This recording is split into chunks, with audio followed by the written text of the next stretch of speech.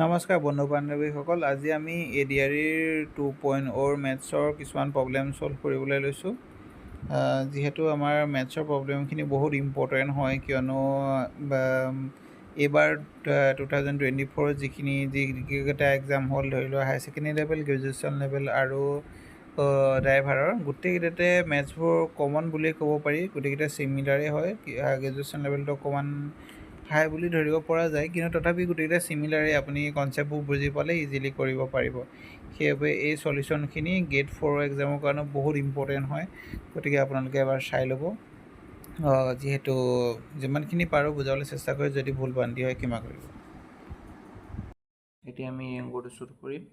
ইয়াত দি আছে 16% of 60 + 60 whole square divided by 60 × 60 is.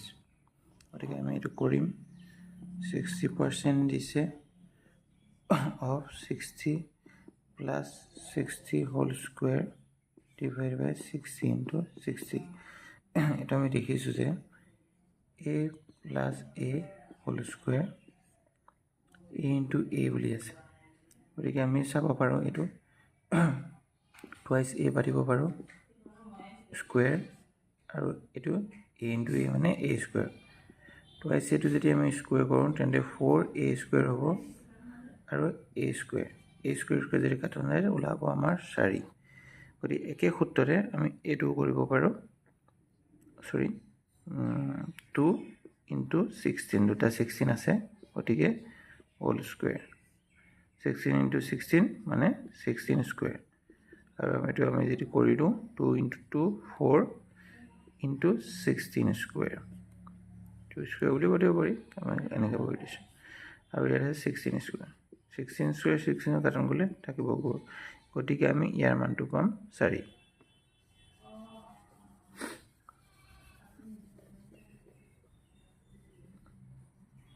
আমি পালোঁ ইয়াৰ মানটো 4। এতিয়া 4ৰ 16% হ'ব 16 ডিভাইডেড বাই 100 × 4। এতিয়া আমি কুৱেশ্যনটোত দেখিছোঁ যে ইয়াত চব পইণ্টত আছে, গতিকে আমি 16.0.16 বুলি লিখি ল'ম আৰু × 4 কৰিম। এইটো যদি আমি কৰোঁ 16 4 6 4 × 24 4 = 2 4 × 4 4 6, গতিকে 64। গতিকে এনচাৰটো হ'ব 0.64। আৰু আমি কুৱেশ্যনটো চাইছোঁ, ইয়াত আছে ডি এনচাৰ আছে, গতিকে ইয়াৰ এনচাৰটো হ'ব ডি নম্বৰটো হ'ব ইয়াৰ এনচাৰ। অ'কে, নেক্সট কুৱেশ্যন আমি এইটো চাম। তথ্যগোট 1 0 -5 3 0 -2 4 6 -4 1 2ৰ গড় আৰু মধ্যমা পূৰণফল। এইটো ইজি কুৱেশ্যন। ভাবিবলৈ গ'লে আমি 8 9ত কৰিছোঁৱেই। গড় কেতিয়া উলিয়াব? যেতিয়া আমি মুঠ সংখ্যাখিনিৰ টোটেলটো লৈ ডিভাইডেড বাই যিমান নাম্বাৰ আছে সেই নাম্বাৰটো হৰণ কৰিম। আৰু মধ্যমা হ'ব আমি সংখ্যাসমূহ ঊৰ্ধ্বক্ৰমত সজাই তাৰ মাজৰ সংখ্যাটো হ'ব মধ্যমা। গতিকে আমি সংখ্যাকেইটা বহাই লওঁ।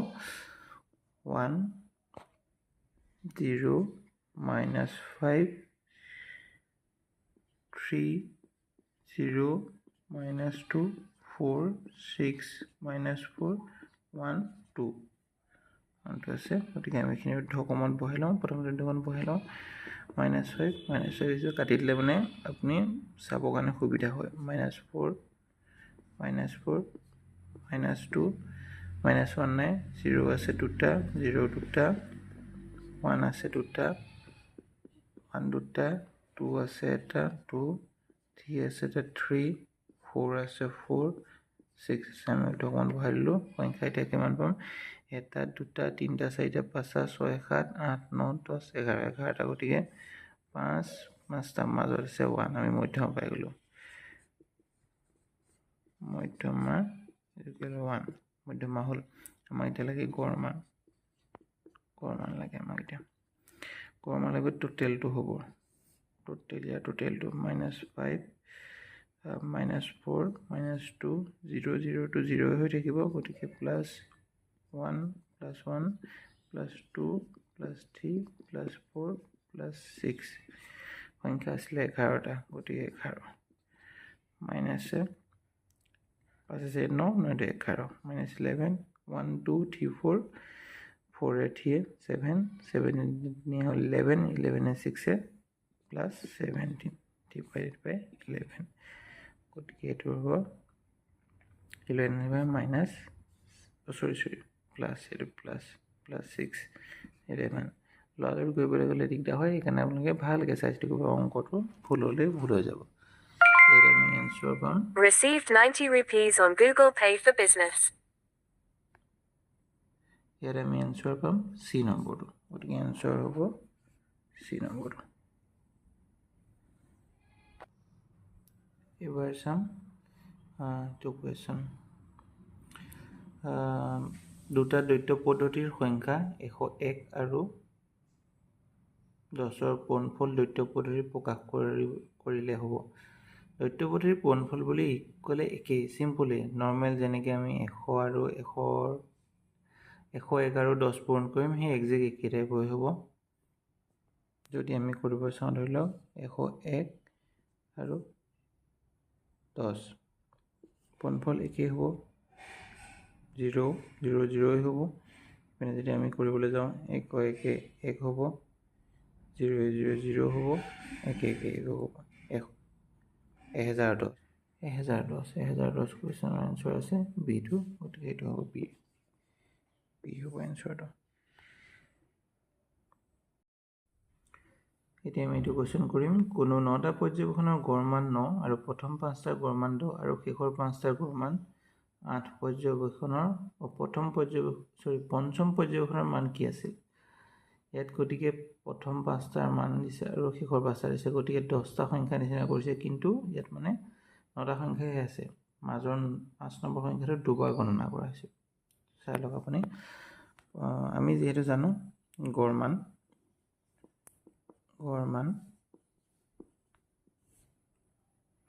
সংখ্যা টোটেল সংখ্যাৰ যোগফল মুঠ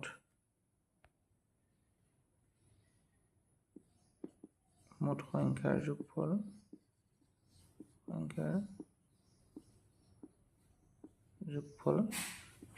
আৰু মুঠ সংখ্যা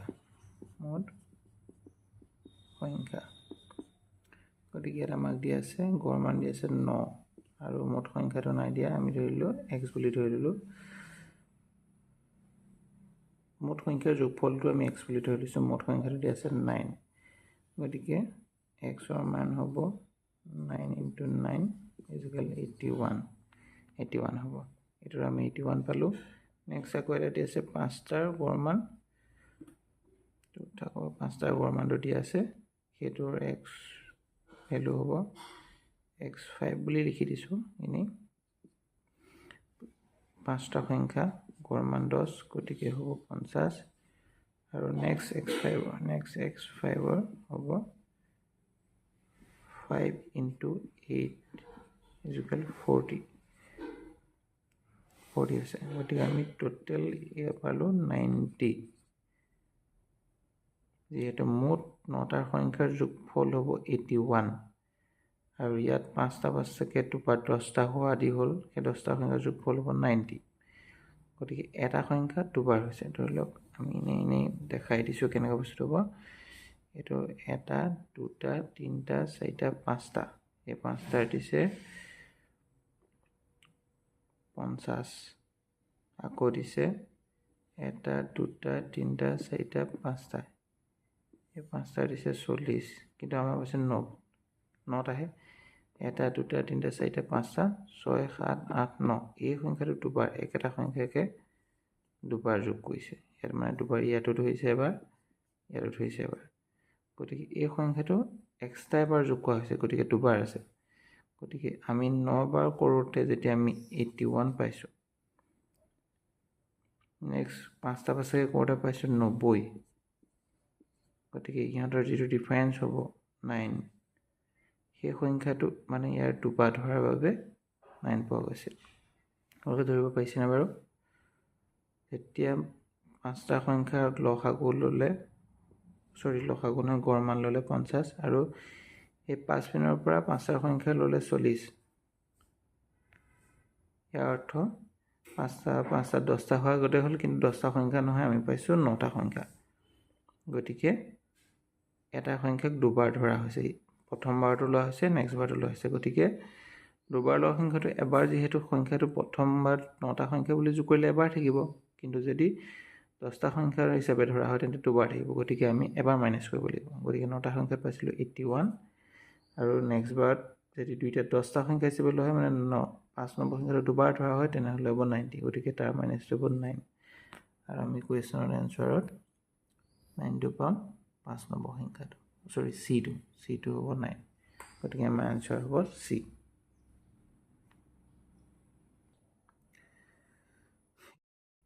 এইবাৰ আমি কৰিম এইটো 24 চেণ্টিমিটাৰ ব্যাসাৰ্ধৰ এটা ধাতৱীয় গোলক কাটি সমানে 8 ভাগ কৰা হ'ল, আৰু ইয়াৰে এভাগ পুনৰ এটা গোলক আকৃতিৰ গলাই লোৱা হ'ল।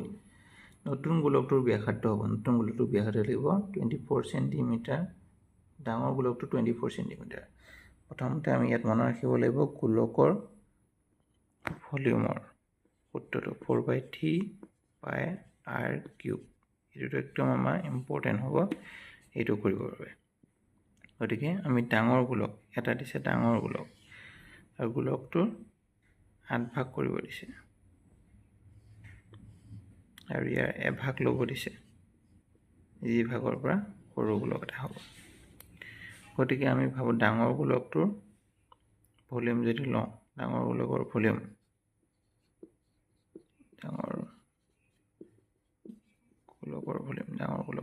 হ'ব 4/3 পাই r কিউব, আৰু যিহেতু 8 ভাগ কৰি দিছে সমান হ'ব 8 ভাগ, এনেকুৱা 8টা ওলাব। গতিকে 8 ইনটু সৰু গোলকৰ ভলিউম, কাৰণ ইয়াৰ পৰা আমি 8টা পাম, এনেকুৱা সৰু সৰু গোলক গলাই লৈ বনালে 8টা পাম। গতিকে সৰু গোলকৰটো, আৰু সৰু গোলক ইজুকেল 8 ইনটু 4/3 পাই, এইটো আমি আৰু টেষ্ট ধৰি ল'লোঁ, এইটো স্মল ব্লকটোৰ কিউব দেই। গতিকে আমি ইয়াত চাম, আমাক আৰু ইয়াত কুৱেশ্যনত দিছে ডাঙৰ গোলকৰ ব্যাসাৰ্ধ দিছে 24, ডাঙৰ গোলকৰ ব্যাসাৰ্ধ দিয়া আছে, ডাঙৰ গোলকটোৰ ব্যাসাৰ্ধ 4/3 পাই 24 কিউব, আৰু এইপিনে আমাৰ এইটো একে থাকিব 8 ইনটু 4/3 পাই r ডেছ কিউব, এনেকৈ থাকিব। এইটো এতিয়া আমি পাহৰি লওঁ, এইটোতো আমাৰ প্ৰয়োজন নাই, এইটো ধৰি লওক বুজি পালোঁ যেতিয়া প্ৰয়োজন নাই। তাৰপিছত আমি এইটোকে আমি কেনেকৈ কৰিম দে চাব। ইয়াত 4/3 পাই 24 কিউবটো যেতিয়া আমি ৰাখি দিওঁ 24 কিউব হিচাপে, আৰু এইপিনে 8 ইনটু 4/3 পাই r ডেছ কিউব, এইটো হ'ব আমাৰ, এইটো সেইটোৱে মহাই লৈছোঁ এইখিনি। এতিয়া আমি ইয়াত দেখা পাম যে এইটো কাটিব পৰা যাব, এইটো কাটিব পৰা যাব। গতিকে থাকিব 24 কিউব ইনটু 8 ইনটু r ডেছ কিউব, r ডেছটো দিব লাগিব ডেছ কিউব, সৰু গোলকটোৰ ব্যাসাৰ্ধ। গতিকে আমি ইয়াত দুটা ফৰ্মুলাত কৰিব পাৰোঁ। চাব, এটা আমি ল'ব পাৰোঁ, এইটোতো হৈছে 8 মানে কিমান কিউব, তো 8 মানে 2 কিউব ইনটু এইপিনে চাব পাৰে r ডেছ কিউব। তিনিওটা যেতিয়া কিউব থাকে তেতিয়া আমি টাইকেইটো আমি চিম্পল পাতিব পাৰোঁ, চিম্পলভাৱে পাতিব পাৰোঁ। 24 ইজুকেল 2 ইনটু r ডেছ, এইটো ইনটু হৈ আছে, গতিকে 24/2 আহিলে r ডেছ পালোঁ, আৰু 20/4 মানে হ'ব r ডেছ ইজুকেল 12 পাই গ'লোঁ। আমি ইয়াৰ সূত্ৰটো পাই গ'লোঁ 12 আছে, এইটো আছে 12 চেণ্টিমিটাৰ। কিন্তু আমি এইটোকে আকৌ আমি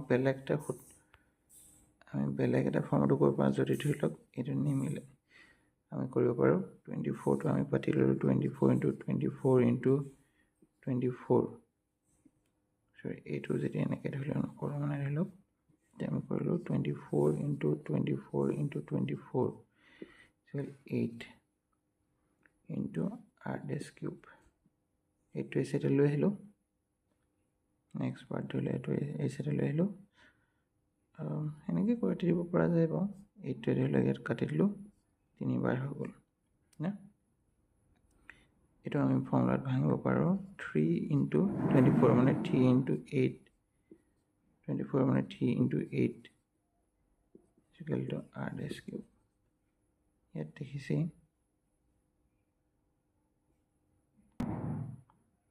ইয়াত কি 3টা কিউব আছে গতিকে 3³ × 8 মানে হ'ল 2³ × আকৌ 8 মানে হ'ল 2³ equal r³ একেধৰণে ইয়াতো যদি 3টা গুচি যায় 3 × 2 × 2 r' গতিকে 3 × 12 গতিকে r' 12 এনেকৈও কৰিব পাৰোঁ যদি আপুনি 24টো ভাঙি লওঁ বুলি ভাবে